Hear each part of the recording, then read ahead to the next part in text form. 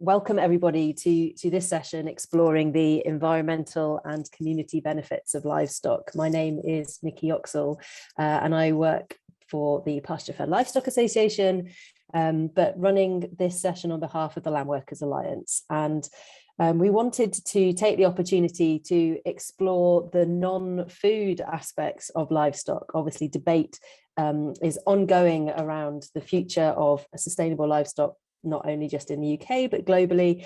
And we wanted to take some time to recognise those additional benefits that livestock, that animals, non-human animals can bring to our farms and to our communities. So we've got some fantastic speakers who are joining us this morning. I'm going to ask them to introduce themselves. So we'll start with a quick round of introductions from all of our panelists, and then they will go on to give some deeper presentation about the ideas of environmental and community benefit that livestock can bring to their businesses and to their experience of working on or in close proximity to the land. So I think we'll get started. Amy has shared some guidance around where you need to be putting your questions. So please do use the Q&A function, and we'll be picking up some questions at the end. So Chris, could I ask you just to introduce yourself? Yes, certainly. So my name's Chris Rumming, and I farm at Wiltshire near Swindon, and it's a farming partnership. We've got two farms. I'm basically based at one of the farms, and my brother Andy, who's speaking later, is at the other one. So yeah, so it's quite an interesting location because we are between a motorway and a pretty big town and a country park. So the location is a pretty interesting factor of what we're doing. And I came back to the family farm about 7 or 8 years ago and gradually started increasing the turkey side of the business, well, starting it from scratch really, and we've now increased it up to about 600 turkeys that we did this year. On the farm, we've also got sheep, so it's a small pedigree flock of Oxford Downs, which we use for lamb, mutton, and wool. We started doing making yarn and doing sheepskins as well. We've also finished here the beef cattle, which my brother breeds over his farm. So they come over to us once they're weaned, and we mob graze them across the grazing platform, and there are quite a few acres of herbal lays as well. And we try and rotate them around with the sheep to help us with our worm control. And traditionally, we'd always sold the turkeys, beef and sheep through collection days. But middle of last year, well, 2020 it was, we started developing the collection days into more of a pop-up shop. So, and that's proved amazingly successful. And it's been a great way of drawing people onto the farm and allowed us to engage with them, teach them about what we're doing, and yeah, develop a really good relationship with them. The direction of the farm for the last 20 years has changed quite a lot, really. So it used to be a fairly conventional small dairy farm. And in about the year 2000, we got rid of the dairy cattle and it went over to sort of low input beef production. And then once brother and I both sort of started spending more time on the farm and having more involvement, we've developed it on to being 100% grass fed for the beef and really moving the farm in sort of a regenerative direction and really focusing on the direct sales. So quite a change from what we traditionally used to do. And that sort of rounds me up, I think. Thanks, Chris. Andy, do you want to give us a quick intro?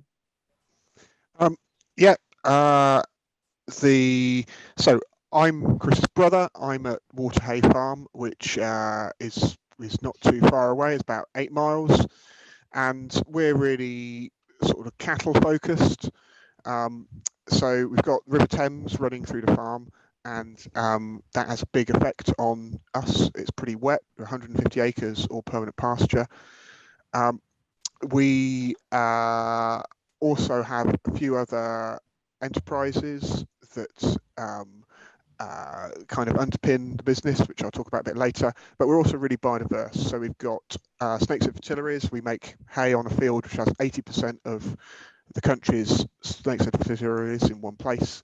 And we just monitor our wildlife, but we make our money by selling beef direct. We still sell a few live cattle, and we do glamping holidays, which started last year, which is very much focused on the environment, and we're starting to sell leather products, and we're trying to do quite a lot of this in a face-to-face way, and all the meat is sold in a really local way.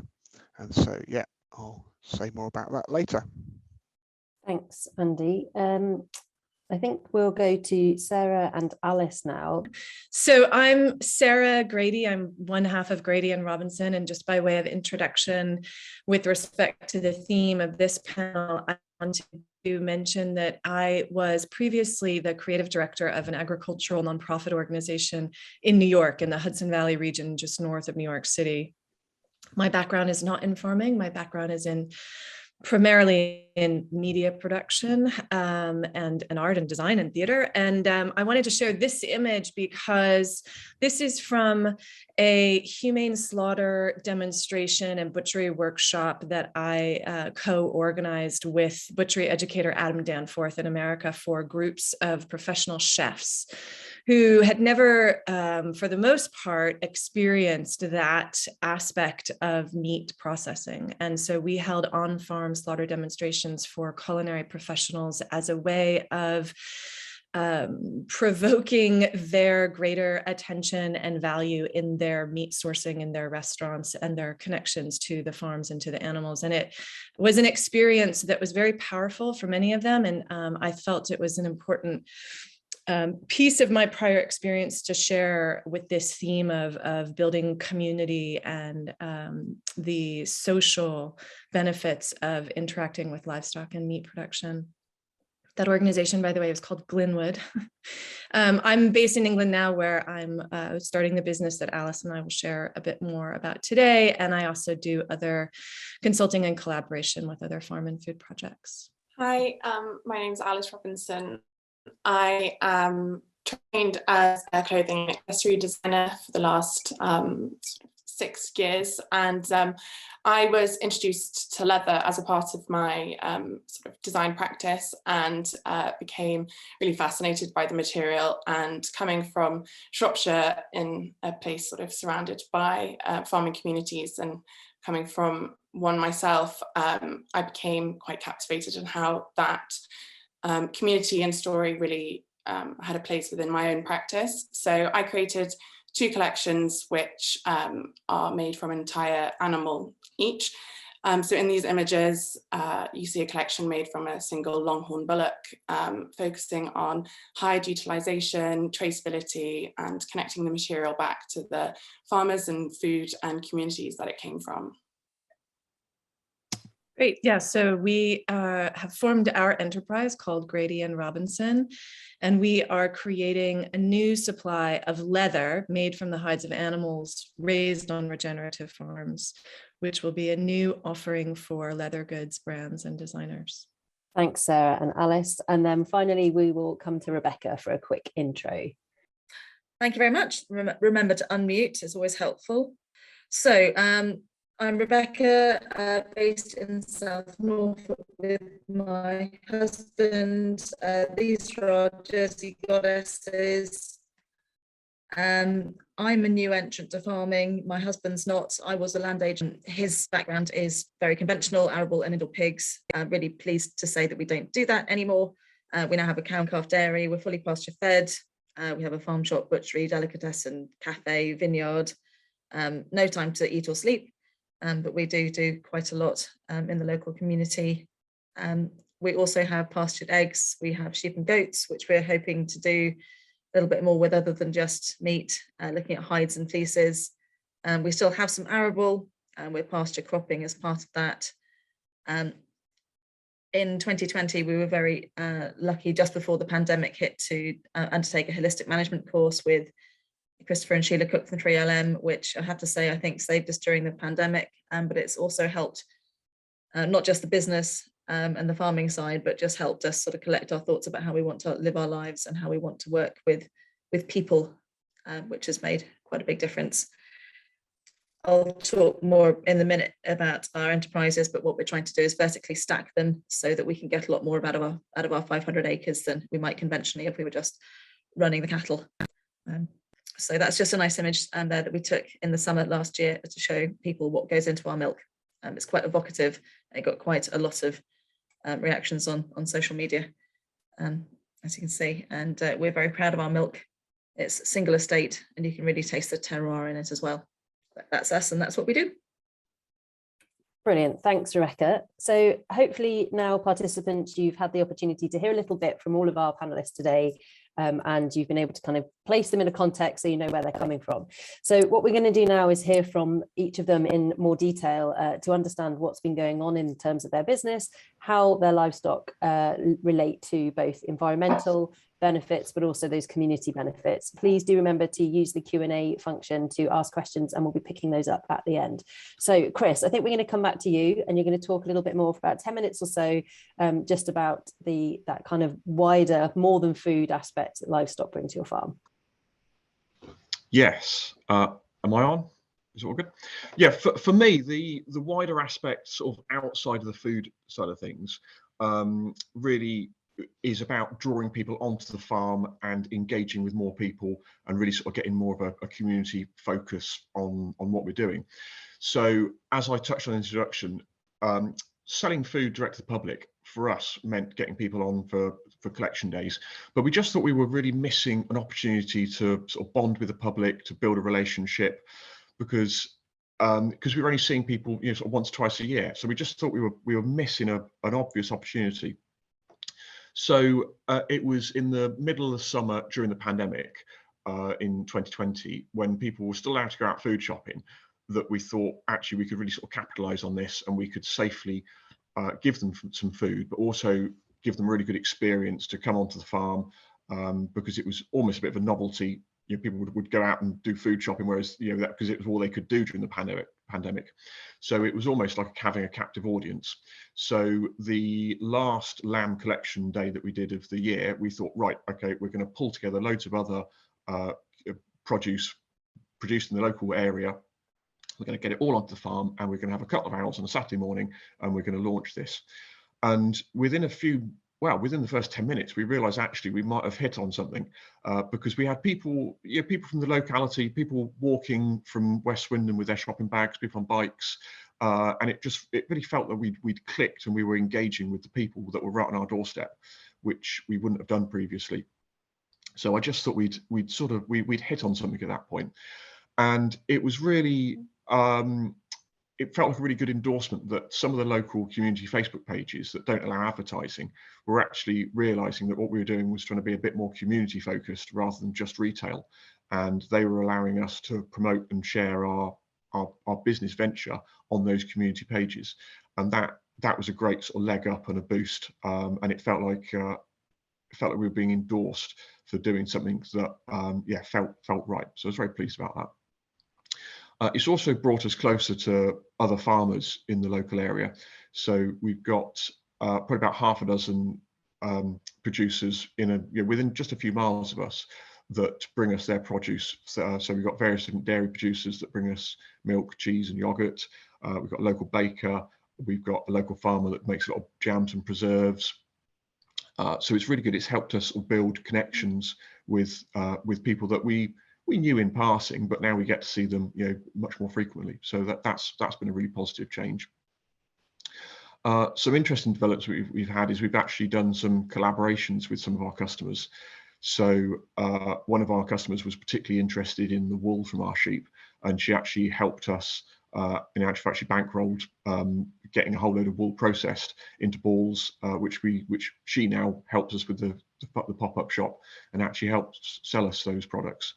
So that's been a really good way of, again, it's just building relationships with individual customers as well as the wider people in the locality. We've also got on pretty well in sort of building our relationship with the wider community through a local environmental group. I think most towns now have like an environmental or eco group. So, and I would thoroughly recommend any farmers to join, seek these groups out and join them, because a lot of them are open-minded. There'll be some people that are pretty diehard in their views, but it's a chance for good farmers to engage with all people and show them what they're doing and give them some alternative views from perhaps people that they wouldn't ordinarily meet.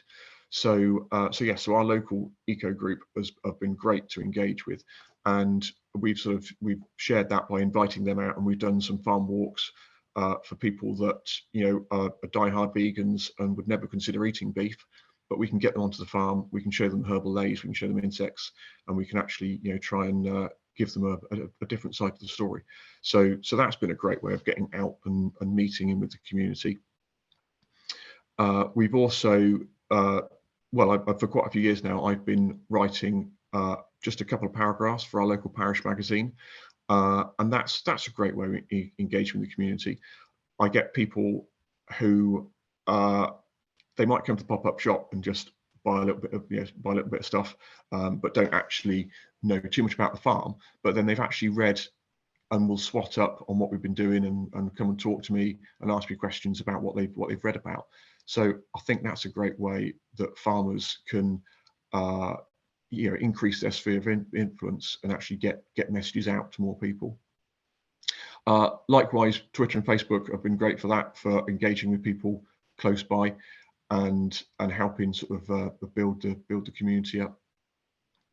And one thing we do, I suppose, for a more sort of immediately around the community, the farm community feel, is when we do the turkey processing at Christmas. We actually draw in local farmers, friends, family, all sorts, and we build up a really good community feel when we're doing that turkey processing, which is great for, you know, because for as long as I can remember, we've not really had many staff on the farm, so it almost feels like we're going back in time when we do the turkey processing, in that we're drawing, you know, we have, it's probably about 25 people that help us over the course of the main three parts of the turkeys, which is the plucking, the butchering, and then the collection days. So it's quite an army of helpers that we have, and it's good to get people onto the farm. It feels yeah, it feels like you've gone back in time when you've got a whole load of local people coming to help you with a seasonal job. So that's been quite an eye-opener.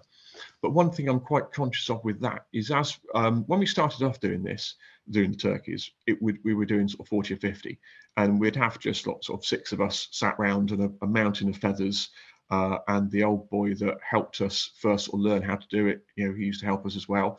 So it really was, you know, sat round on straw bales with cups of tea, and like I say, feathers burn around everywhere. As we've scaled up a little bit, I feel that we've really got to try and work harder to keep that community focus in our workforce, because we've now, you know, when we're doing turkey plucking now, we've got a dozen people there stood in a line, they're wearing white coats, it's all a lot more hygienic, so you almost sort of lose that, or you can begin to lose that team and that sort of that bond that you've got between you. So so what we do is just make sure we have plenty of tea breaks, really. That seems to be the answer on that one, to try and really instill that team effort. But yeah, so I hope that goes some way to let you know what we're doing to sort of focus on engaging with the community and bring people into the farm, onto the farm, show them what we're doing, and try and teach them, you know, more about the farm other than, you know, just the food production side of it. Really show them you know, what we get up to, and just sort of, yeah, educate them and help them learn a bit more. Okay, I hope that sums it up, Nikki. That's brilliant, Chris. You didn't mention your banjo player, who obviously plays quite a key role in keeping spirits up as well during. I always enjoy your sharing of tunes on social media. Yes, yes. John Banjovi and his turkey song is always one of the annual highlights. Excellent. Thank you so much. So Andy, we'll come to you next. And if you can talk a bit more about the kind of community dynamics, but also some of the environmental benefits that the livestock have brought to the farm, that would be great. Okay, yeah, happy to do that. Right, I'm just sharing my screen. So I'm Chris's brother, and as I said, I'm sort of focused on the sort of beef production side. And again, we are increasingly retailing more of this direct, and that is the future. Right, there we go.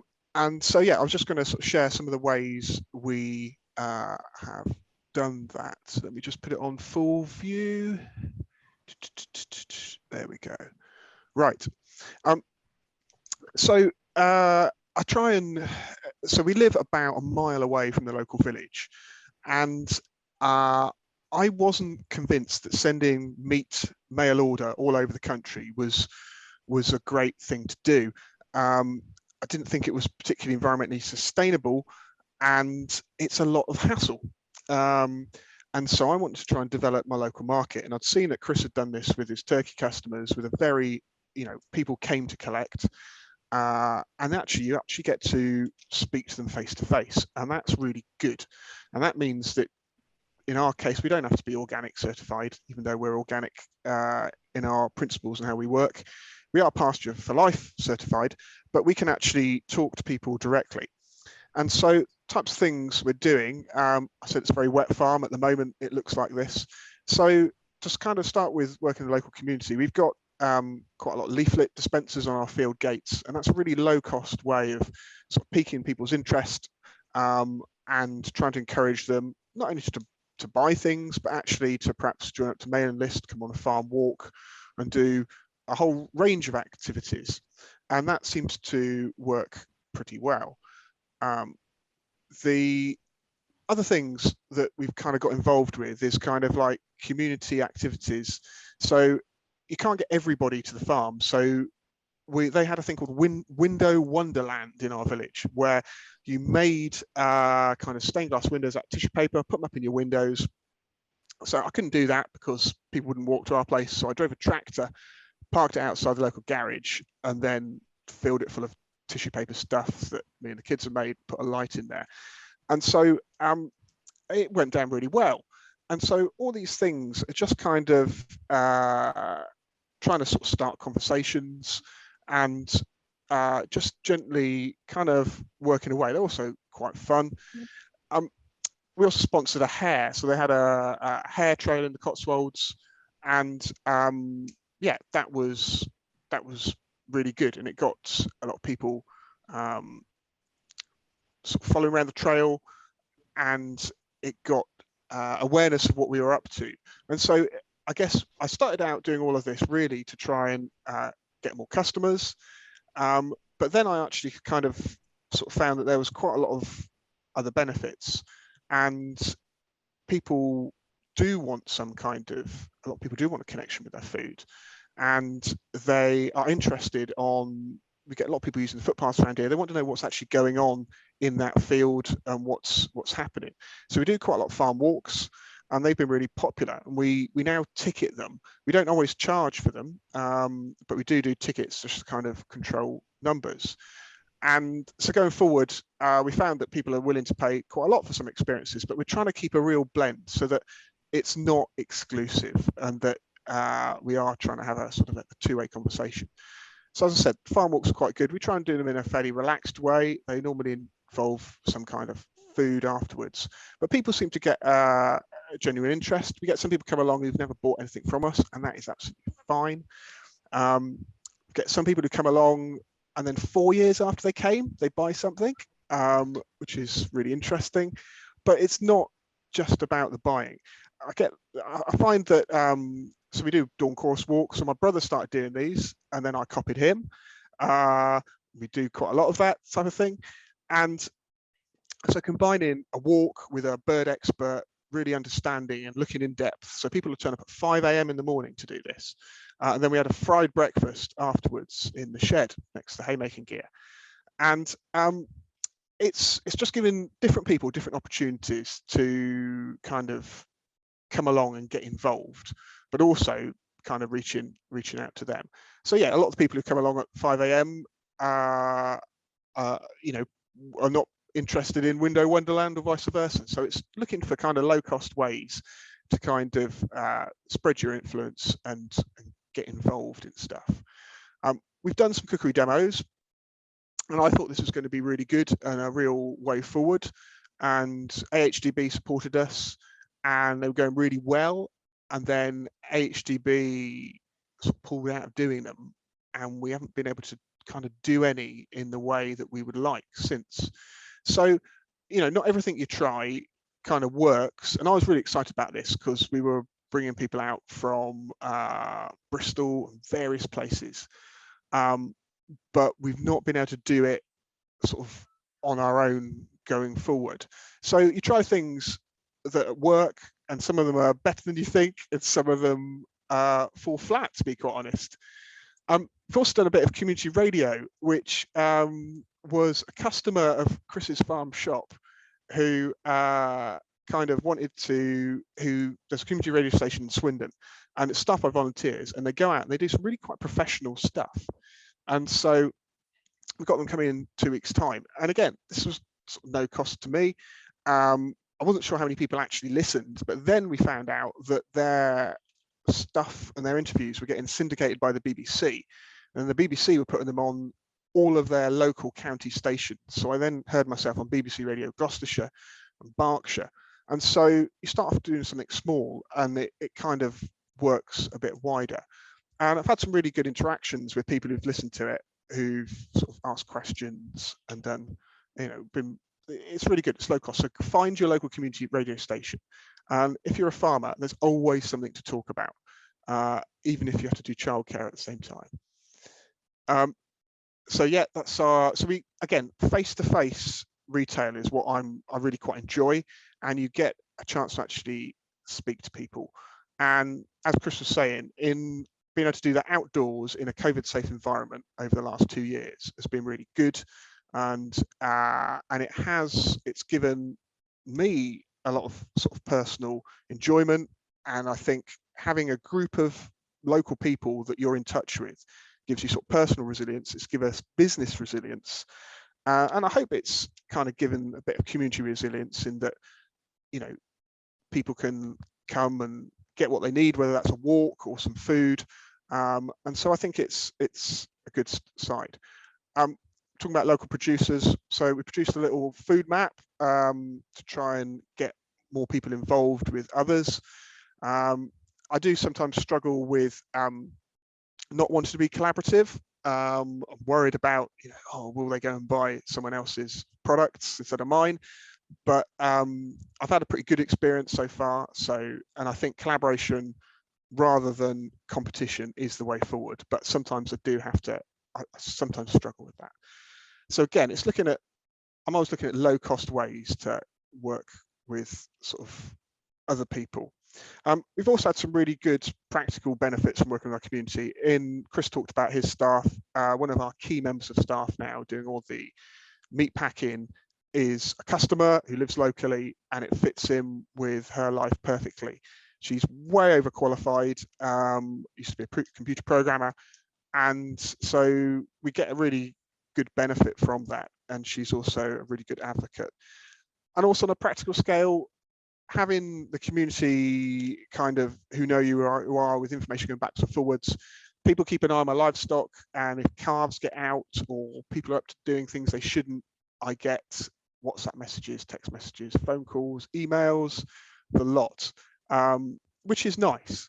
And I also feel in a situation where if I did have a problem, I could kind of phone some of these people up. And that wasn't the same before I started the direct retailing. I knew a fraction of the local community before that. So yeah, even if it feels like effort and time, I've always found it worthwhile. And I'll leave it at that. Andy, thank you so much. What an amazing array of really inspiring ideas, I think, for other farmers in this session to maybe take away and try out in their local area. And one of the things you didn't talk about was your involvement and passion for leather, and trying to kind of help create a supply chain in a way of increasing access to really high quality regeneratively produced leather, which takes us beautifully onto hearing from Sara and Alice, who have been involved in that project. So Sara, Alice, do you want to share some of your experience and what you've been doing as part of this wider community? Great. Yeah, thank you. So as we mentioned in our introduction, Alice and I are creating a new supply of leather made from the hides of animals raised on regenerative farms. And this grows from our shared belief in the myriad benefits of grazing animals that are raised in regenerative or holistic systems to soil, land, ecosystem, health, human health, social connections as well. So I just want to acknowledge that that's a kind of underpinning value here that we have. And we've been motivated by the recognition that farmers who are raising animals ecologically and humanely, are investing a great deal of care and resource into doing that. And we also believe in the full utilization of the animals that we raise for food. And both of us in our experience recognize that the link between the link between farming practices and the leather that results from the hides of these animals is broken. So we are setting out to forge a connection between regenerative land stewardship and material culture. I feel personally very inspired in this work because of the fact also that the leather made from the hides of these animals is the thing that can endure, really for generations as leather material. So it has a very long life that speaks to the life of that animal on the land and the work of that farmer, the care of that farmer. So I want to just take a moment to speak about the sort of status quo in the leather industry, which is that this industry really exists with a great amount of obscurity. So you're seeing images here from a hide yard where hides are collected and salted and preserved before they're traded on a global hide market and eventually shipped to tanneries all over the world. Within this model, the leather industry is disconnected from farming. There's no opportunity for farmers to know or to choose the destiny of the hides from their animals that they've raised. And there's no option for designers to know anything about the life of the animal that resulted in the leather that they use. So because of economies of scale, most leather is originating in large scale, often industrial or factory farming. And as I said, this hide market is globalized. So smaller scale, sustainable or regenerative farmers are underserved by this trade in hides. And the result has been a loss in value in hides. Sometimes hides are wasted or discarded altogether. And again, as I said, there's no opportunity to really know anything about the leather material that's made from animal hides coming from anywhere. So what Alice and I are doing is very much in contrast to that. We are sourcing hides by choosing only farms that emphasize high standards of animal welfare and land stewardship, and we are maintaining traceability throughout the supply chain. So this little map that you're seeing here shows a handful of farms whose hides we have sourced by coordinating with the abattoir that serves those farms. We have a partnership with the Pasture-Fed Livestock Association, so we are focused on pasture for life farms right now. We will be sourcing also from Savory EOV, that's the Ecological Outcomes Verification Program, farms that are coming on board with that program in Britain will eventually also be source farms for us. But right now we're focused on pasture for life farms, and we've been working by essentially looking at hubs of farms that use the same abattoir. Our system depends on coordinating with that abattoir to segregate those hides. We mark those hides so we know throughout the process which farms and which abattoir they've come through. And another thing just to say about how our system differs from the sort of conventions here is that typically hides are sold by the abattoir to the hide merchants that I mentioned before. And again, there's no sense of connection to the origin of those hides. And also the farm doesn't see value for those hides. So we are actually, we're still purchasing hides from the abattoirs that we're working with, but we're also giving an additional value to the farms whose hides we're using to recognize their care and work on farm in their high standards on their farm. So then the hides that we've collected are going through a traditional vegetable tanning process. So this is historic vegetable tanning process rather that uses only natural ingredients. We are collaborating with one of the few remaining tanneries in the UK that can provide this kind of service. This is actually the only time that they've done this type of work. So we are really grateful to have the relationship that we have with them.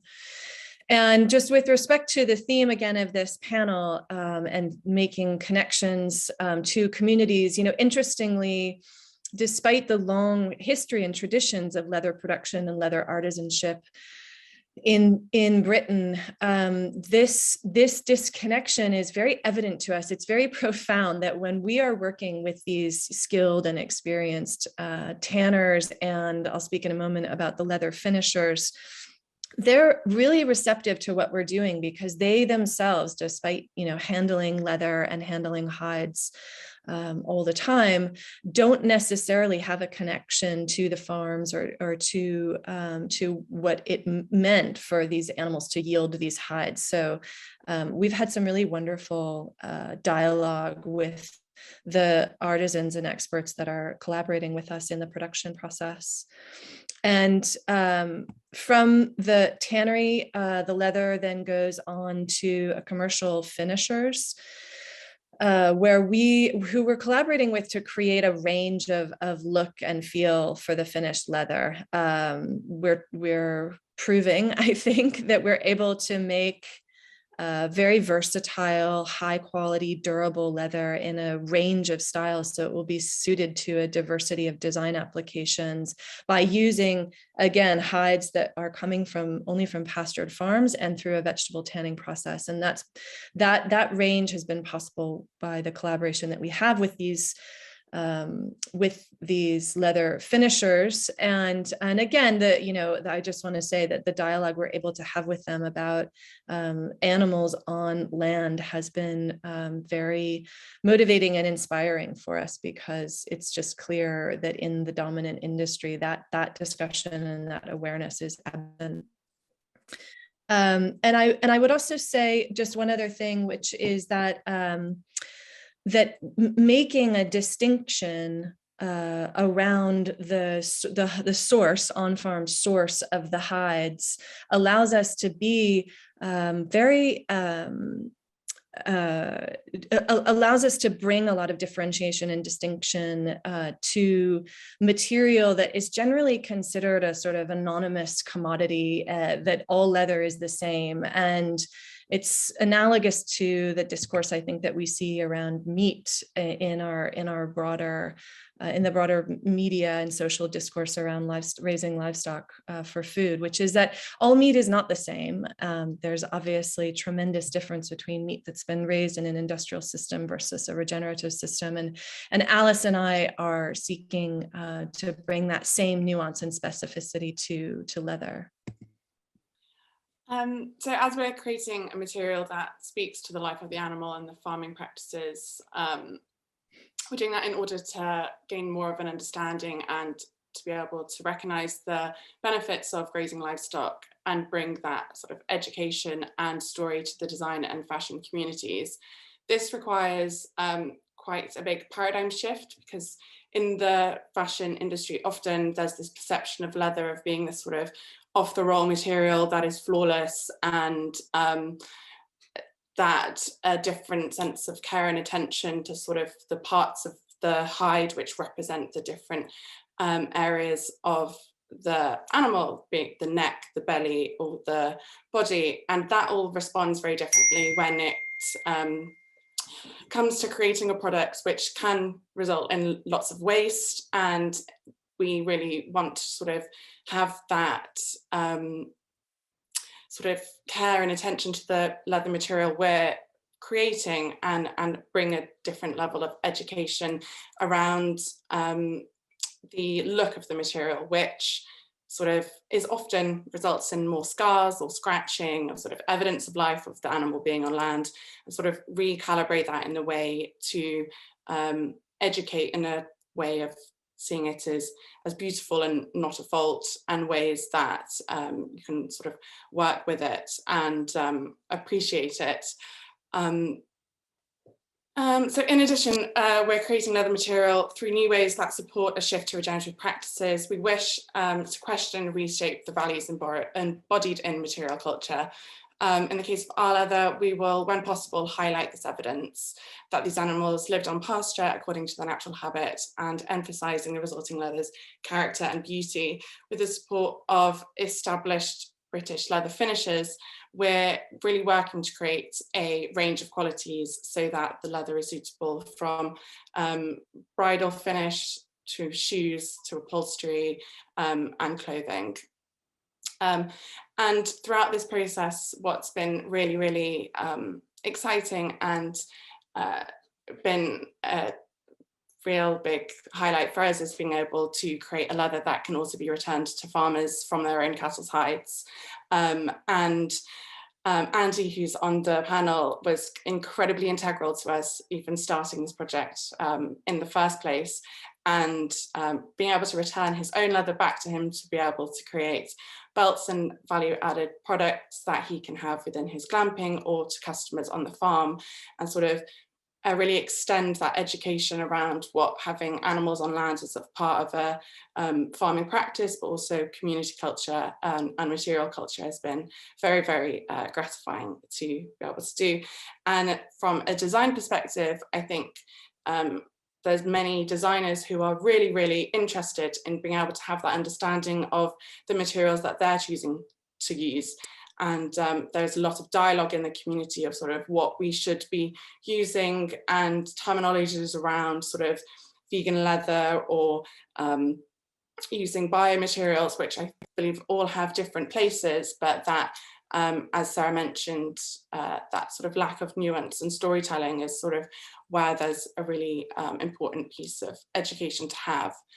And we've found that, next slide, Sarah, when sort of bringing the design community to the project that we're doing, and we're able to say, sort of, for instance, the design team in this image, being able to tell them exactly each farm where their hides have come from, what the practices were on those farms, who those farmers were, the different breeds of the hides that they had and why they were different sizes, and trying to understand more with greater depth of the material that we're using.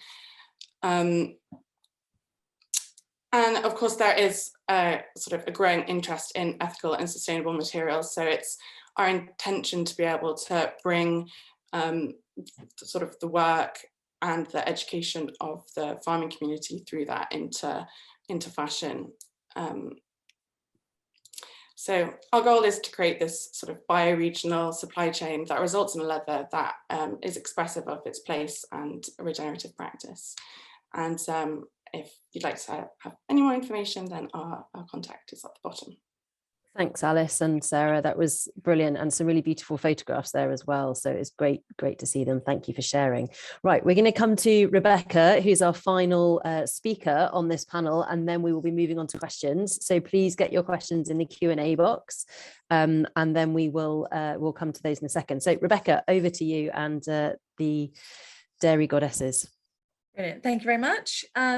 So livestock have always been on our farm, and I think it's fair to say that the shift from intensive livestock to Jersey goddesses who roam lovely floral pastures has been a sea change for us, and also for the local community.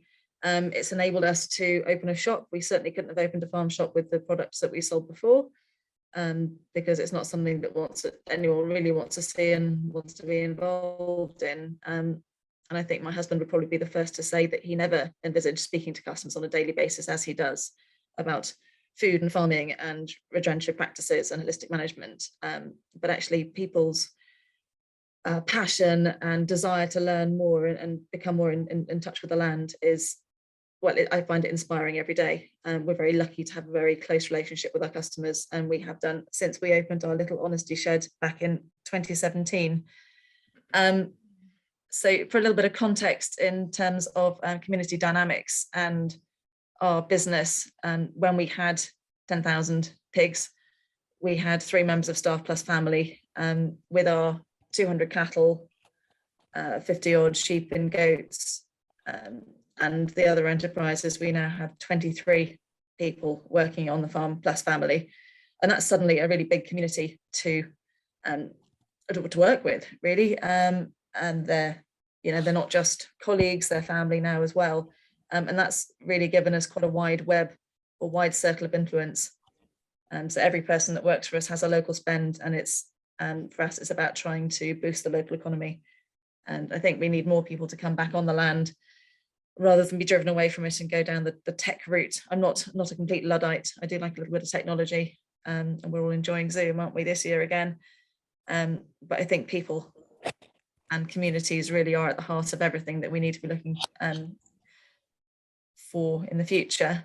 I mean, on our farm, we've had some quite dead soils to work with, and we couldn't be doing the repair job that we're doing without the cattle. Obviously, it would take an awful lot longer. So I'll go to the central picture first. We spend a lot of time looking at cow poo, which our community on social media think is hilarious. The children think it's hilarious, and I don't know what my friends think. I think they've given up on me. But that is the community that we're trying to build in our soil, and the cattle are really intrinsic to that. That's our little shop on the left. It's not a huge shop, but we get a lot of people through it. We have delivered to people in the Beast from the East, which was, oh God, it must be 4 years ago now. And obviously the lockdown last year was quite something as well. I think at one stage last year had people queuing sort of 15 deep to get in the shop, which was not as much fun as it sounds. And we had people in the shop crying over milk and bread and eggs and delighted they could get something. So our little shop has got quite a strong place now in the heart of the community. One thing the shop enables us to do is to support other local producers. We're really proud to be able to sell almost completely Norfolk and Suffolk products. We do sell a few things that are available nationally, but only if they're really, really good and if I can't buy them locally. We do a lot of farm walks and talks, which sort of culminate on Open Farm Sunday in June. Last year we had 2,000 visitors, and I think it says something about the quality of the visitors that I didn't have to go and pick one bit of rubbish up over the entire farm, which I thought was quite good going. So one thing, to try and go through enterprises, so I think I've spoken about the milk, and we also make butter, cream, ice cream, ghee and fudge. We do a cream cheese. Since we started, I've been desperately trying to save up enough milk to do proper cheese, but we keep selling out, so I'm not going to complain. It's just what it is. But we sell lots of other lovely local cheeses, so that's fine. My cheese addiction can be sated that way. We have a butchery, which is predominantly all our own meat. Having started the beef herd with started the whole herd with 3 cattle, it's taking a while to build up to being fully self-sufficient in beef, but we're able to support other local farmers by buying whole animals from them. So it's nice to be able to tell that story of where it's come from, usually within about 5-mile radius of us, which is really good and really important. And we try and talk to people about pasture for life and not feeding any concentrates and nutrient density, which is really, really important to us. We also do a lot of talks for local farmers and farming groups. So we've hosted the CLA and the NFU. I think possibly hosting the NFU was one of the more scary talks we've done. We had 80 local farmers, some of whom I think have known my husband's family's farm since he was a little boy. I'm not sure they all approved of the changes, but I think they found it interesting for sure. They all stayed for dinner, so I'm going to take that as a positive. The shop is open 7 days a week, so we never really get a rest, but it's quite nice for the cows. We're open, very open, so people can come watch us milking. And the cafe's open 7 days a week as well. In terms of reaching out to the community, this year we're going to be doing tree planting with the local wildlife trust and woodland trust as well. Also trying to work with the local council, but that seems really hard. They've got an aim to plant 1 million trees, and so far they haven't got anywhere to plant them. But when you try and get in contact with them, all you get is an answer phone. So that's going to be interesting. ecological monitoring is something that we're going to be doing this year and trying to invite people out to the farm. And having done our holistic management training, it's quite a big project to do 500 acres, even with 20 of us. So we can reach out to people and get them to come out as well. We thought that would be quite good. We're reaching out to people on social media as well. I hate to say it, I've even joined TikTok now. I don't fully know how it works, but we do have a few followers. So if anyone listening is on TikTok, do give us a look and help me learn how to use it. But it's amazing the difference that the cows have made to us. We when I do eventually write my book, the title will be "The Cows Made Us Do It." If I put a video of the cows up on Instagram, we'll have a much busier day all round than if I put a picture of what we're selling. It's absolutely fascinating to see the way that people want to learn and want to interact with them. So connections with local schools, we're growing as well. We're going to start doing FaceTime a farmer on a regular basis, and some of the local primary schools want to come out, but of course we're all still stuck in COVID land, aren't we? So hopefully once that relaxes, we'll be able to get them out on site. But we've got the young farmers coming out, and just generally really trying to get people out on farm to learn where food comes from. So what started as a diversification business has really morphed into something much bigger, but it's great fun. And I think just to finish up, cute picture of goats, because why not? We also use, you can see our Herdwick sheep there under the solar panels. So as well as using sheep for fleeces and food, we're also trying to use those instead of machinery to tidy up bits of the farm that my father-in-law would like tidier. But it's great, it's nice free food as well. And then a picture on the left, open farm Sunday. What was quite interesting on that particular day was, because it was just coming out of that last lockdown, we had children running around having their faces painted, and they were only little, but I think they'd never had it done before, and it was quite interesting to see how much they appreciated that ability to interact with people. Just a shock, people were able to come out to us, they'd be on the farm walk. We bent the rules a little bit and pretended we didn't see them meeting their friends, because they were in a state. So cows have been great for people's mental health in our local community as well. They'll come and stand and talk, and you could see children would come to us and they'd be shoulders tight and tense, and by the time they'd finished talking to the cows, they were completely different. So I think they've got a really wide remit of things that they can be useful for, as well as food and milk. So that's us. I'm a carer of goddesses and I feed people. But that's basically what our business does these days. Rebecca, thank you so much for sharing that, and it's lovely to see some of those images, and great to hear about how obviously the interaction with animals is making such a difference to the people that visit. We're going to dive into some questions in a second. So Rebecca, do you mind just stopping sharing your screen? Sorry, although it is lovely to look at those little faces, just so that I can see everybody. But before we go into the questions from the audience, there's something I wanted to ask around in terms of the environmental benefits of having livestock on your farm. And Rebecca, you've told me before about the buzz of wildlife, and obviously Andy and Chris have their dawn chorus walks. So I was wondering if the three of you maybe could just talk a little bit about that, like the sounds of the farm, have they changed, and what has that meant for people who visit? Okay, well, I suppose the biggest difference that we found is that since we've gone from set stock grazing to mob grazing, we've had so much more flexibility, and I can leave whole sort of corners of fields, strips down the middle of fields, entire fields ungrazed, and that's the bits that when you're walking around, they're just alive and buzzing with stuff. One field that I actually just a little small field, but I just left it ungrazed the entire year last year because we had plenty of grass, didn't need it. In the autumn, it was full of wasp spiders. We had about 100 wasp spiders out there probably. So that was incredible.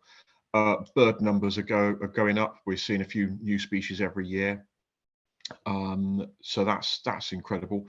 And I mean, just engagement with the public means that I feel more stimulated to do more environmental projects. So I'm doing more tree planting. We've got a little orchard where the turkeys live, which is, you know, great PR for when you're doing your videos out with the turkeys, but it also means you've got crab apples for the birds to eat for the rest of the year.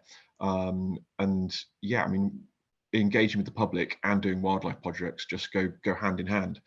So yeah, loads more birds, loads more insects. Can't go wrong. Brilliant. Rebecca, do you want to maybe talk a bit about that as well, the environmental benefits? Yeah, absolutely. As I said earlier, my husband's always, until recently, had conventional arable, and he found it quite entertaining in a frustrating way to then try and grow grass for cows and to find that the damn stuff wouldn't grow. Because of course we weren't just trying to grow a ryegrass that you could chuck a load of nitrogen on, we were trying to grow diverse legume-rich pastures. 2 years in, and it has been quite hard work, we have now got pastures which are full of life, and actually even the arable side is full of life. Insects, birds, and everything under the ground is so much better. We haven't done enough benchmarking, but we will do. But I was walking up, and I did try to put a video into my PowerPoint presentation so you could hear the bird song, but I failed miserably at that. But there was a flock of finches that had just fought off a kestrel, and as I was walking back from having moved some bales of haylage for the beef cattle that are outside, the bird song was just astounding. It is on our TikTok if you want to go to our TikTok account and have a listen. But we never had that before when we were arable. It just wasn't there. There is more life now in our farm, although we have less animals on it. It's completely different, and they're outside and they're integrated with the land and the soil. And we do have visitors who have more conventional farms, and it tends not to be the men, it tends to be their wives. And I know that's a terribly sexist thing to say, but around here there's still more farmers' wives than female farmers. But the comment is usually from the women to say it just feels different, and that is, it's the greenness and it's the life that's not controlled by us. It's just part of everything that we're doing. But you can't compare what we used to have with what we've got now. It's just amazing. Yeah, I'd echo all of that. I'd also say that I think that there's a lot of farmers out there who, just because they're grazing some grass, are claiming quite a lot of environmental benefits. And so I think that to really so I think to be you've got to be authentic, and there's increasingly more customers who are doing their homework, and they don't want greenwash. They want people who are actually haven't just got one nice field in countryside stewardship, that they're actually trying to do more on a holistic scale. And so that is so I think customers are sort of pushing us, and that's where the best prices and the most profit is as well, which is a side issue but actually quite important, because we get very little money from agri-environment agreements in our case. So yeah, so I think that is, customers are pushing us, and that's really good, and I'm really hoping that works for meat, and it works for holidays, glamping, and I'm pretty much sure it will work for leather as well. So I think that's really important, that so really going all in on the sort of biodiversity side, and it now underpins our business, and our business is more profitable because we've gone down that route. And that also has the added benefit from, we're a multi-generational business with quite a lot of partners, and some of the older partners are just not really into biodiversity and wildlife, but they are into a healthy bank balance. So that healthy bank balance means that we're allowed to do more of the biodiversity stuff without getting questioned, which is really good. That's brilliant. Thank you so much for your reflections on the importance of biodiversity, not just for the sake of addressing the nature crisis that we are in, but also in terms of the additional benefits it brings to the farm. Right, we've got some quite specific questions. So I'm going to come to Sara and Alice first. So Victoria would love to hear your point of view on the increasing use of plant-based leathers or alternatives as more sustainable materials. I mean, that's a really, really great question, and it's one that is sort of constantly, we're constantly sort of discussing, and I think it's one that has to have like a lot of nuance to consider around it, that it's not sort of a them and us perspective of what material you use, whether it's plant-based or animal-based. I think that there are materials that are classified as leather, and they can be incredibly different in the way that they have been conceived, made, or their effect on the planet in their creation, and also in how they will endure. Katie Allen yesterday, who runs a company called Loop Use, said something really wonderful, and she works with wool, and she said that she wants to create a product that lasts a lifetime but not forever. And I think that that is something that leather has the capacity to do, but it means it needs to be created in a certain way with certain considerations, but also that there are supply chains and systems and how a material is made that I think needs the same level of consideration, that it's not just an agricultural practice, but it's also what the sort of how fair the systems are in its creation that needs to be brought into fashion, not so much sort of what's this label that I can market something as being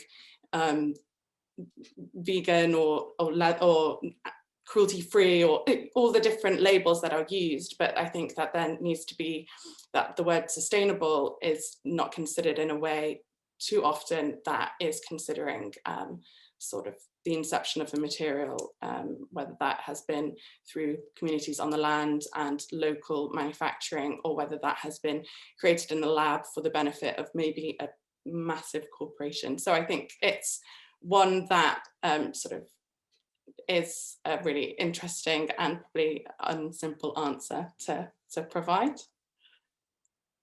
And I think one thing too is just to say that those materials are leather-like materials. They're not leather. And I think it becomes misleading, and as Alice is saying, very polarizing to call them leather.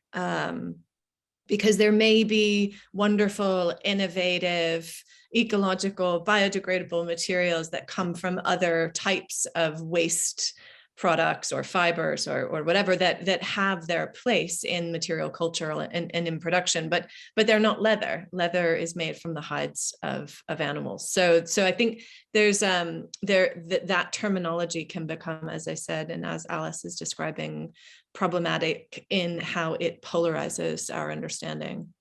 And also maybe that the consideration of what material you use to make a product, and what the intention of that design is for its lifetime. If you're working through seasons and you're wanting to still work within that model, then your consideration of using material that is not going to last for generations, and maybe using a bio-based material, a plant-based material that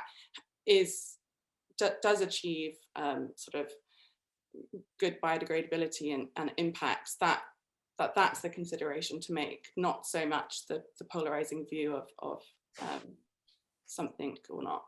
Yeah, and it's so just one last thought is that it's particularly unfortunate that this phrase vegan leather suggests that it might be plant-based, because actually most vegan leathers are plastic. That's a really good point. And throughout the conversation today, I've really been thinking about these parallels between, for example, leather-like materials and leather, and then something that Rebecca will be dealing with daily, I would imagine, is the similarities or differences between milk and plant-based milk substitutes. So, and that then linked through to, I think, Alice, you were talking about you had a lovely photo of some leather and an animal, a cow neck, side by side, and talking about the importance of kind of recalibrating our expectations, and that really linked through in my mind around beef that the likes of Rebecca and Andy and Chris are producing, being quite different to what might be found in kind of supermarkets, and this idea of having to kind of support our customers to recalibrate their thinking around what is good quality, and that it's less homogenous maybe. So many parallels but I'm at risk of running off with all these different thoughts and not getting the questions answered. So we should probably focus on those. So a practical one for you, Chris. Monica wants to know about your on-farm slaughtering. Can you just talk a little bit about the kind of process of how you got to that logistically and legally? Yes, so legally, you're not allowed to do neck dislocation on a turkey over 5 kilos these days, which essentially means no turkeys. So ours are all electronically slaughtered and then bled. Both Andy and I are poultry slaughtermen and got our qualifications. And basically, you just need to register with the environment, the EHO, the Environmental Health Officer, and the APHA as well, and they will come out periodically and watch you doing it, make sure everything's okay. I feel it's very important that that I slaughter the vast majority of them. Brother slaughters a few just to keep his hand in, just in case there was ever any chance that I wasn't available. But I would never want to see the turkeys leave the farm and slaughtered anywhere else. I think I've looked after them for 25 weeks, to a very, very high standard, hopefully, and it would be immoral to send them off to a slaughterhouse on a lorry. So instead, we've got a lairage building right next to their normal shed, which is right next to the slaughterhouse, and the turkeys are kept dark and then individually come out into the slaughterhouse one at a time. So it's the best way, I think, probably any livestock will end its life, any of the farmed livestock in this country, because obviously everything else has to be transported off farm. But no, it's a very easy operation, quite easy to get qualified in, and yes, the only legal way to do it. Thanks, Chris. I know that in Scotland there's been quite a drive to enable people to get their WATOC qualification, the welfare at time of killing, and it's been great that that's been really accessible, particularly for smaller scale farmers and crofters. So yeah, I don't know if it's a similar sort of qualification. Have you got any advice on where people can go to find information about that? Yeah, that is the WATOC qualification that you need. Yeah, the trouble is certainly with getting the turkey license is all turkey farmers are pretty busy at Christmas. So actually the logistics of getting trained up is quite tricky. So, but the NFU most years have run courses, and you can register with their poultry department and get on a list, and they'll find somebody that's running a course near you. And that's the easiest way to do it, because obviously the trouble is it's a bit chicken and egg. You need experience to do it, but you've got to be doing it with an experienced person who's always too busy at the time. But yeah, you've got to seek it out and get it done properly. Brilliant, thank you. Andy, a question for you. Someone wants to know about the cost of your beef compared to supermarket prices, and maybe you can also just talk about how you determine that price point. Yeah, so the last time I had a look in a big supermarket, I think there were 14 different types of rump steak, and so that's nuts, isn't it? That's insane. I think things have got less during lockdown, but you will definitely find in most supermarkets 5 or 6 types of things like that. And so our price point would be more than the cheapest, but less than the most expensive. And for example, one time I looked, I'm £28 a kilo for rump steak, and there was prices in the high 30s in one supermarket. And the thing that made the difference, it wasn't pasture fed, had a little extruded knob of garlic butter in the side of the packet. Apparently that's what made the value. So I think you've got to look at what you're comparing like with like. There will always be a cheaper piece of rump steak out there than mine, but we also sell, if you're really on a budget, we sell small packets of mince, we sell liver, which is massively underpriced for its nutritional density, and so I still feel there's a product for everyone. And with the direct sales where people collect, the cost of that business transaction doesn't make any difference whether they're picking up £200 worth or £2 worth. Whereas if you start mailing order stuff out, you've got a significant cost to doing any transaction.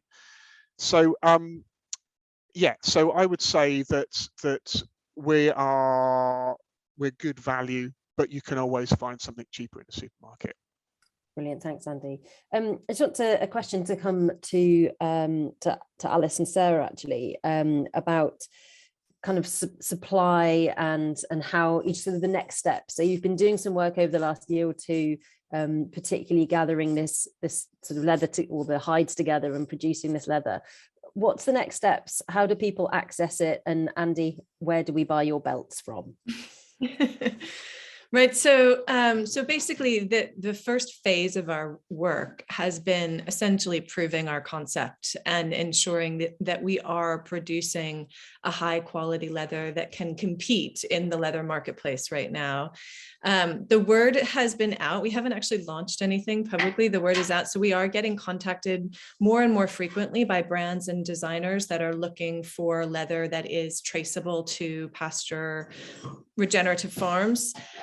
So we're really in the very nascent stages of building those relationships. I mean, effectively, we are a wholesaler of leather material to potentially a very broad range of leather goods, brands, and designers. So it could be footwear, accessories, furniture, interiors. One of the things that we touched on in the talk that we're working on quite a lot right now is demonstrating the range of finished styles that we can create. So we're really, I think we're feeling really proud and really pleased that we've already been able to create a range of finished styles. We were, to be candid, we've been given tremendous support. I just want to say that up front, but to be candid, we were discouraged at the beginning of our project by some of the, sort of veterans of the industry. And so the fact that we've been able to already produce a collection of very high quality vegetable tanned leathers with traceability that can be suited to a range of design applications is sort of our first success. And so now we'll be marketing that. And this early stage of what we're doing is mostly been creating bespoke leathers for a small handful of designers and brands that we've connected with in this early stage of our work. So the next stage is for us to have a portfolio of finished leathers that we can then take to the brands and designers that we think could be using it. And, apropos of the last question about meat pricing, that's also a real learning curve for us right now, because we are competing with premium leathers and making the claim, we are arguing that there is greater value in the leather that we're producing because of the work of the farms that are raising those animals. And so, as Alice touched on at the end of our talk, there's a tremendous need and opportunity for us to be engaged in storytelling and education into the design and fashion communities where regenerative is a buzzword that's poorly understood right now. And so, like, as I said before, bringing greater nuance into our discourse around raising animals for meat, for food and fiber rather, is one of our key goals and one of the big areas of work that we'll be doing. So essentially persuading brands and designers to spend more on a higher quality material because it has very positive, myriad benefits from an environmental and a social perspective.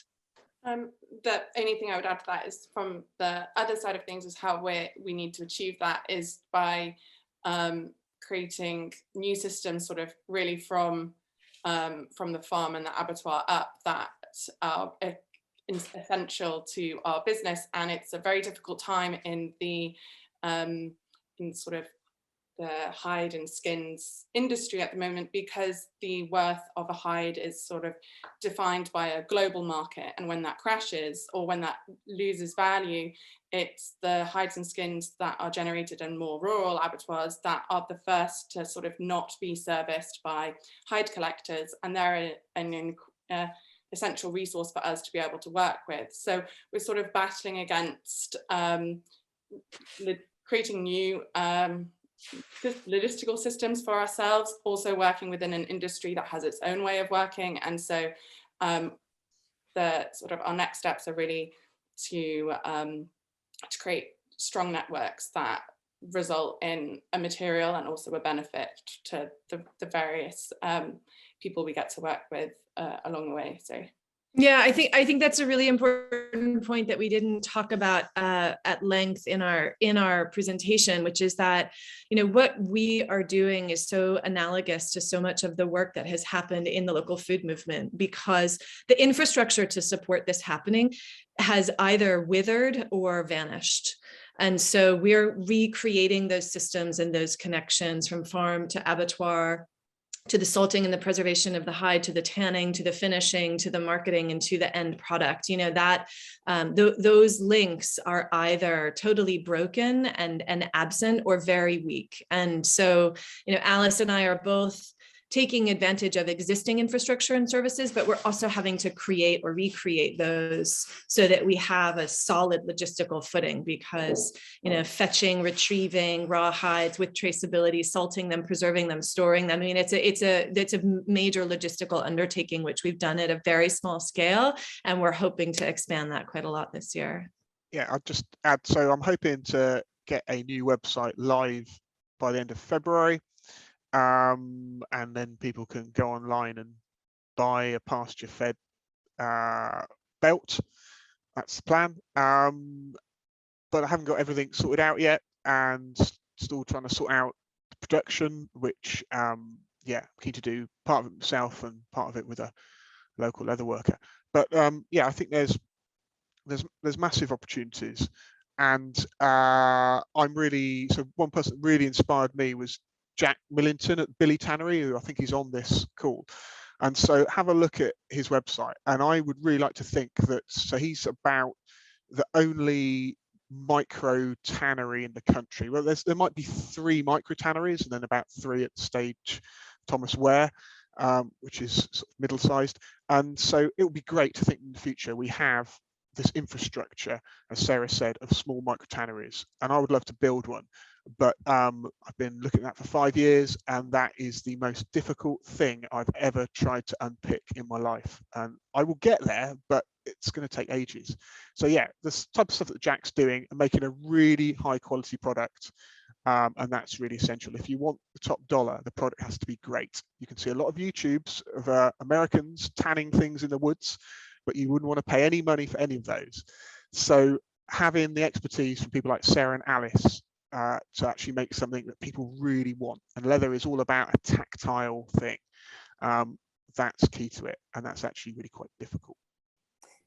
That's such a good point. And I'm going to just add, sorry, Sarah, I just wanted to say that from when you were talking about the mechanisms and the frameworks aren't there and the structures aren't there, so much knowledge has disappeared. And I have to say that Chris and Andy have been incredibly supportive of our own hair on hide tanning that we're, you know, hair on at home is our new project, and trying to find ways of being able to get those hides and tan them at home ourselves. And you know, the thing that we've realized is this knowledge is thousands of years old, but there's this huge gaping gap between when people stopped having local tanneries and now, and so much of it is trial and error and testing different things. And you know, yes, there are some resources available, but they mostly all tell you how to do it differently. So relearning some of these ancient skills is quite challenging. So let alone having the frameworks, mechanisms, and supply chain, actually having the knowledge is a key part of that as well. Sorry, Sarah, you wanted to jump in.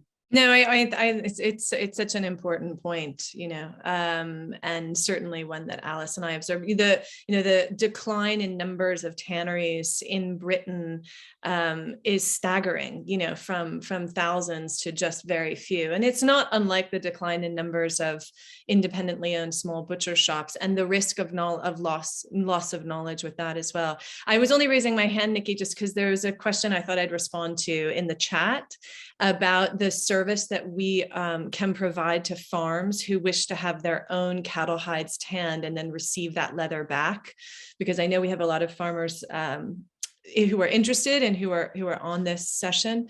So at the moment, That is possible when the farm that's interested in that service is in proximity to one of the abattoirs that we're already working with. So it would depend on the location of that farm, how we would organize the collection of their hide. If a farm is interested in collecting and salting their own hide, and then either shipping or delivering that to us, that is potentially possible.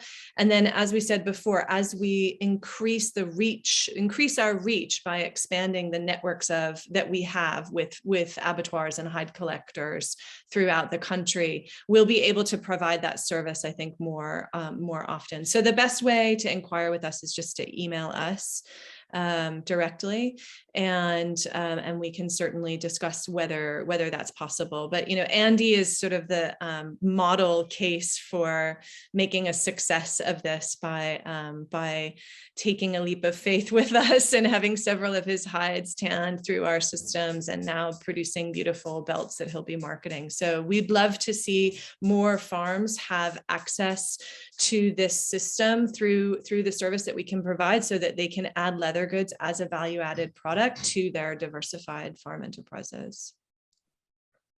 Thanks, Sarah. We've only got 8 minutes left. The time has absolutely flown by, so I'm just going to come back to some of the questions that are in the Q&A. Otherwise, I'll get into trouble for not making sure that we cover those.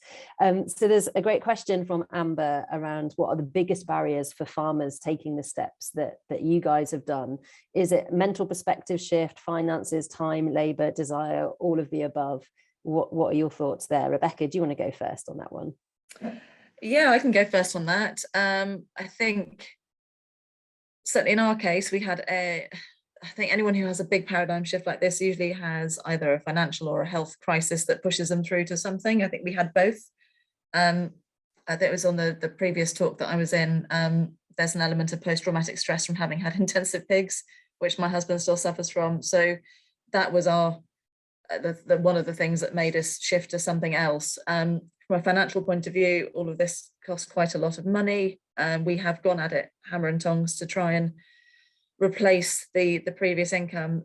So it's all of these things, really. I think money is the first thing, because if you don't have that money and security, then trying to find the headspace to want to make a change, even if you have the impetus, it's really, really hard. We laugh now, we've got £2 million worth of pig buildings sitting empty. But until I can either have an on-farm slaughtering operation or maybe a tannery, we've got room. If you guys fancy a move to Norfolk at some point, then they'll just sit there. So it's a really multifaceted problem. There's no one thing. It's just sometimes it's everything, and sometimes you just wake up and you say, I can't do what I'm doing now, I have to change. And then you're lucky enough to fall in love with cows, and off you go. We still have some sleepless nights. Thanks, Rebecca. Chris, Andy, any additional thoughts? Yeah, well, I can add a bit. I think the sort of the impetus for the change for us was sort of the transition from the younger generation to the old, well, from the older generation to the younger generation. I didn't really have having grown up on a dairy farm, I had no inclination to really want to continue doing that. But then coming back to the farm, a few years after I'd been to college and stuff, and having more of an interest in direct selling, I think then I saw far more opportunity. And that's the turkeys are a very easy sort of step into direct selling, because everybody needs a turkey at Christmas. It's the easiest thing in the world to sell if you've got the story right behind it. And it's a great stepping stone into selling the lamb boxes, beef boxes, mutton, all the rest of it. So yeah, it was that desire to sort of direct sell, and the way I knew that would tie in with all the environmental changes that we wanted to push through as well. So I think that was the catalyst for us. Brilliant. And Andy, do you want to add to that? I'll just say, yeah, so to make it all work, well, both of us have had off-farm part-time jobs. Chris has wound his right down. Mine is likely to be wound up this year, I hope. So yeah, having a plan B, and then putting in quite a few hours. Yes, it's probably all of those things you list, but there is lots of support out there to help you with nearly all of them. So yeah, join the Pasture Fed Livestock Association. Excellent. Yeah, I'm glad that you said that.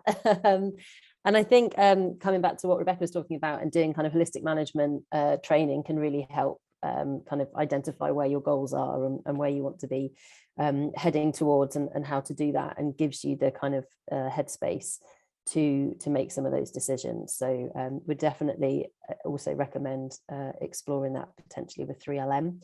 Right, 4 minutes left. So Monica has said, do all farmers need to think of social media and get training to improve their survival and being able to reach out to their community? I would just mention there that Just Farmers are pretty good at providing that training, but Andy, do you want to add anything to that? I was just going to say, so I think that there's a lot of great farmers out there doing really good stuff, producing good products, but they haven't got a social media account, and they're not really into people. And I think it's a great shame if those people can't be fully successful. And things like Farm Drop were providing a really good outlet for those people, but obviously that's gone bust. And it's around here, it's caused a lot of collateral damage, and there's a lot of people who are trying to pick up the pieces from that. So I think if you're a people person, great. But if you're not a people person, you've got to collaborate with somebody who can do that for you, and don't try and do it badly or irregularly. So I think it's a massively important question, but I wouldn't ever force people to get onto social media. If they like it, that's fine. But we need intermediaries to help the vast bulk of farmers who are not going to do that. Yeah, go on, Rebecca. I would just say that even if you're not selling something direct, if you like using social media, and you do have to, as Andy says, even if you're not selling direct, do it anyway, because if you happen to educate a few people along the way, brilliant. But telling the true story of food has never, ever been more important than it is now. I think I'm sorry, go on, Chris. That's right. I did the Just Farmers video training course through the PFLA, and it was superb. Taught you how to make sort of little short, concise videos on your phone. But that all takes a bit of time. I found my greatest way of reaching people at the moment is just doing live posts on Facebook. So I just walk out in the field with the cows with the phone on, and it means you haven't got to go back, you haven't got to edit anything. It's just out there in the field, done. It's a bit of pressure on you to get it right first time, but if it doesn't, people don't mind. If you mumble or stumble over your words or get a date or a time wrong, it doesn't matter. But people just love a bit of live engagement. And Facebook, I think, certainly with my business, it's sort of it started to curb my the way the algorithm works and doesn't like sharing things too much. But if you do the live posts, they seem to spread pretty well, and I think you get a lot more traction. So that's my sort of my chosen weapon going forward, I think. Brilliant. Thanks, one other thing is when you do a Facebook video of any sort, you've got to turn your enthusiasm up to 11. You've got to be far more interesting, and otherwise you will just sound bland and boring. So yeah, you really have to just try and turn it up a notch. Think of yourself as being a children's TV presenter for the day. Awesome. I'm going to stop us there. Lauren put a brilliant question in the Q&A, but I think it's too big for us to answer. So Lauren, I really recommend you go onto the Hoover community area and maybe put that within the kind of forum there. Thank you so much to everyone who came along as a participant, but particularly to Chris, Andy, Alice, Sarah and Rebecca for your time today. It's been a fascinating conversation. Absolutely loved being part of it, and a huge thank you. And yeah, really look forward to seeing you all soon.